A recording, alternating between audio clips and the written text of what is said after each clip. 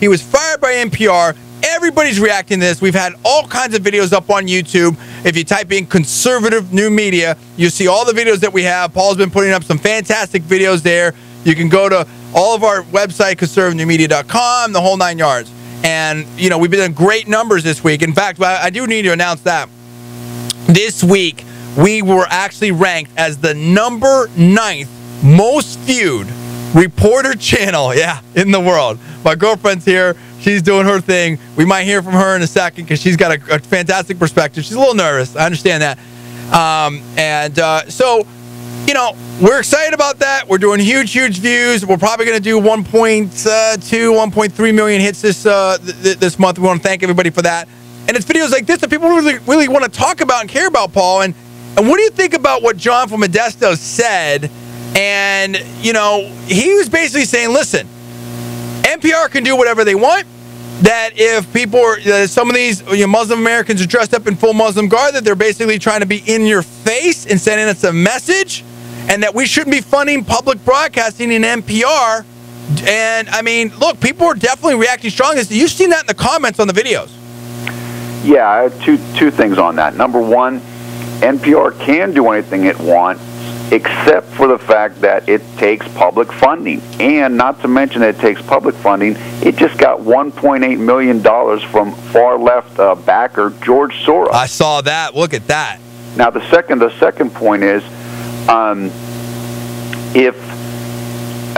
do agree with what John Modesto said about CARE. They have been associated, allegedly, with as being a front group for Hamas, the terrorist organization.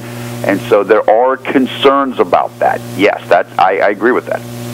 See, now this is intense, and I want to hear what people have to say out there at 866-770-5556.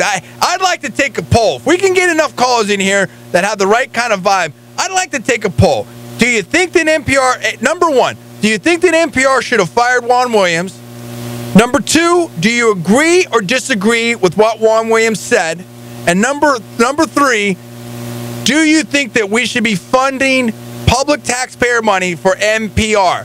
866-770-5556. Hit me up. Tell me what you think. I want to know what you think, because this is your money that NPR is spending to put their views out there, their broadcast out there, their spin out there. And as Paul just said, far leftist George Soros, the guy behind MoveOn.org, and a bunch of these other quasi-shadowy, my personal opinion, leftist groups that get involved in the politics, that do all kinds of stuff to blast the conservative movement. He's just put $1.8 million into NPR. That tells me that he feels that they're right in line with his kind of thinking. And I want to know, should we have taxpayer money funding this stuff? Well, let's also talk about these elections.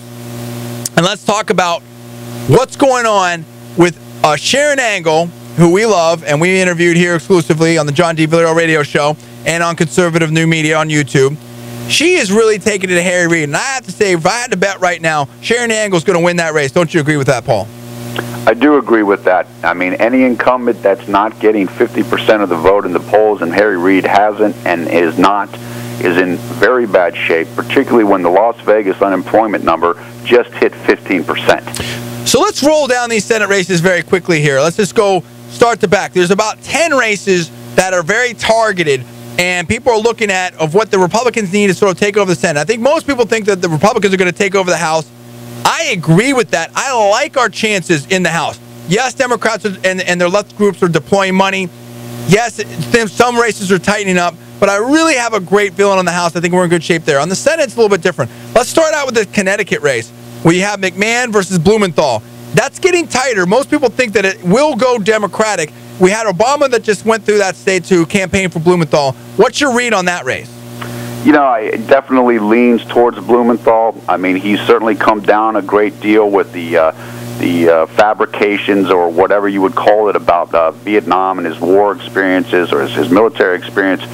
It has tightened. I still would say it leans towards a Democrat. So then let's go over to I don't think there's any real action in New York. Let's go over to Delaware. What do you think? I mean, people are writing off Christine O'Donnell.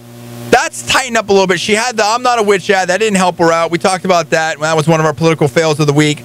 Do you think that she can get back in this race and make it close in the end? I mean, what's your read on that one? The toughest thing about this race is there are 3 counties in Delaware.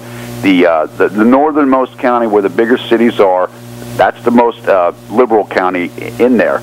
The 2 lower counties are the more conservative counties, and the odd thing for Christine O'Donnell is she's not polling that well. She's not getting the margin that she needs to get in those 2 southern counties. Do you think that's the insiders that have sort of sabotaged her? I mean, wasn't it the case that Christine O'Donnell actually was doing really well vis-a-vis Chris Coons until Karl Rove and some of these other Republican insiders that are so concerned about the party basically blasted and trashed her, and she never really recovered since then? Yeah, she was polling ahead of Chris Coons head-to-head until Mike Castle, Karl Rove, and the rest of the insider group just started trashing her before the primary went down. It's going to be difficult for her to close strongly. I hope she does. We like her. We've helped her out. Yeah. We'll see. Yeah, we like Christine O'Donnell. Now, in your state right now, Pennsylvania, that's getting very close. You've got Sestak versus Toomey. Do you think that Toomey pulls this one out? And what about your boy over there, Paul Jankowski? That guy looks like he's seen his last days in Congress pretty soon. Yeah, I do think Toomey will pull this out at the end. Although, I've been watching and monitoring the ads. Sestak is doing a good job. He might be a little bit more telegenic or whatever you would say than Toomey is. I do think that Toomey will pull it out. People are very dissatisfied with Obama and where things are at right now. In terms of Paul Kanjorski, he's going up against Lou Barletta, who was a mayor of Hazleton. Some people might recognize that name because that was they did one of the first illegal immigrant kind of tough laws in the nation. I think Lou Barletta is going to get that one, although there's been a lot of money coming into Kanjorski here at the end.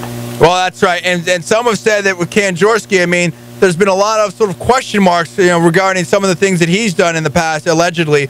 So hopefully, we can get a Republican in there and maybe, get some new blood in there. Now let's move over to Kentucky.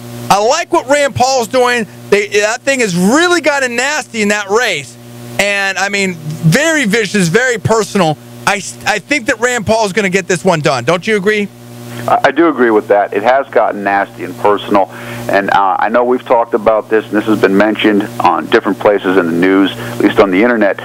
There's almost like a stealth movement going on right now in different Democratic districts where they are running some of the nastiest, dirtiest ads, and I've seen it in various races. Yeah, ads where it's allegedly like Rand Paul tied a woman up and did some kind of crazy torture thing when he was in college, something like that. I mean, just ridiculous. He's denied it. He's blasted them for doing it. I mean, his opponent had no real answer for it in the debate. It's gotten really crazy. Rand Paul refused to shake his hand, and I can understand that. You can't. I mean, it's politics, but wow, that's going really over the line.